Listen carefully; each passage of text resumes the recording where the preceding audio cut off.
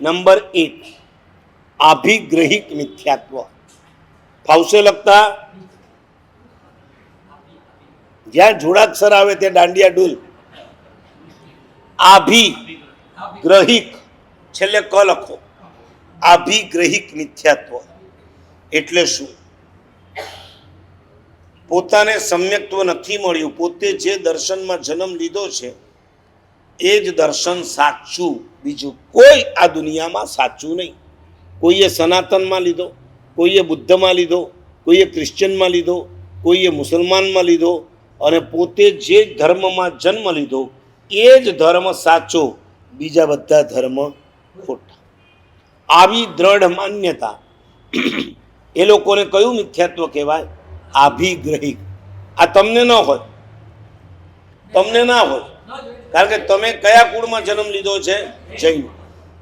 જેને જન્મથી જ અજૈન છે અને ત્યાં જન્મ લીધા પછી જે પોતાની ગ્રંથિઓને છોડવા તૈયાર નથી, અમે જે માનીએ છીએ એ જ સાચું, બીજું બધું ખોટું, આવી દ્રઢ માન્યતા એને આભિગ્રહિક મિથ્યાત્વ.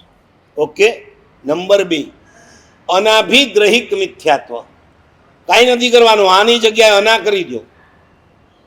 નંબર 2 હા, પેલા નંબરમાં જ નહીં કરતા, પાછું એની નીચે 2 નંબર લખો અને એની બાજુમાં લખો અનાભિગ્રહિક મિથ્યાત્વ. આનો મતલબ શું? સર્વધર્મ સંભાવ. અત્યારે ચાલ્યું છે સર્વધર્મ સંભાવ એટલે સેક્યુલર. એટલે શું? એટલે શું કે સોનું એ સરખું, પિત્તળ પણ સરખું. જાઉં છો બજારની અંદર ત્યારે બેવ સરખા ભાવે મળે. પિત્તળના ભાવે સોનું નથી મળતું અને સોનાના ભાવ જેટલા ભાવ પિત્તળના નથી હોતા. સર્વધર્મ સંભાવ એટલે બધા ધર્મોને સમાન કરી. આની પાછળ તો બહુ મોટું રાજકારણ છે. આ લોકો તો અત્યારે લઈ આવ્યા. શાસ્ત્ર એમ કે છે કેટલાક જીવો એવા હોય છે એ કે ભાઈ જેટલા દેવ દેખાય બધે માથું ઝુકાવ. આપણામાં એવા હોય છે, હોય પૂજાના કપડા અને અહીંથી નીકળે પાર્લેશ્વર મહાદેવ કી જય. લ્યો, શેની જય? પણ તું ચિંતામણી પાર્શ્વનાથની જય બોલાવે અને તારા માટે પારસનાથે સરખા ને મહાદેવ પણ સરખા, કૃષ્ણ પણ સરખા, નેમી પણ સરખા. બેમાં બહુ મોટો ડિફરન્સ. જગતના સર્વ ધર્મો પ્રત્યે, સર્વ જીવો પ્રત્યે સંભાવ રાખો, પણ સર્વ ધર્મો પ્રત્યે સંભાવ ના હોય. ત્યાં સમભાવ એટલે કે મૈત્રી ભાવ. શિવ મસ્તુ સર્વ જગત, કલ્યાણ થાવ. એ લોકો પ્રત્યે પણ સંભાવ એટલે ઉપસંભાવ. મારે કોઈના દોષ જોવા નથી. સર્વ જીવો પ્રત્યે સંભાવ એ જૈનોની નિશાની છે.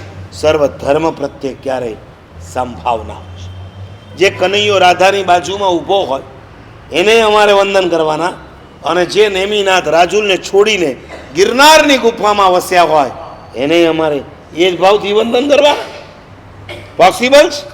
એક રાગનું પ્રતીક છે અને બીજા વિતરાગતાનું પ્રતીક છે. અમારે ક્યારે બે સમાન ના. અહીંયા પદ્માવતીની પૂજા કરે અને નવરાત્રિમાં અંબિકા માતાની પૂજા, બે સમાન. આ અનાભિગ્રહિક મિથ્યાત્વ. આ દેશની અંદર ધીરે ધીરે ધર્મ પ્રત્યેની સદભાવના ઘટાડી નાખવાનો આ કારસો છે. મોદી ભલે કહેતા હોય 1 નેશન 1 ઇલેક્શન, પણ એની ઉપર જે યુનો આ યુનોની અંદર જે બેઠા છે એને તો 1 નેશન 1 ઇલેક્શન નહીં, 1 રિલિજિયસ. આખા વિશ્વનો એક જ ધર્મ, અને કયો હશે? ક્રાઇસ્ટ.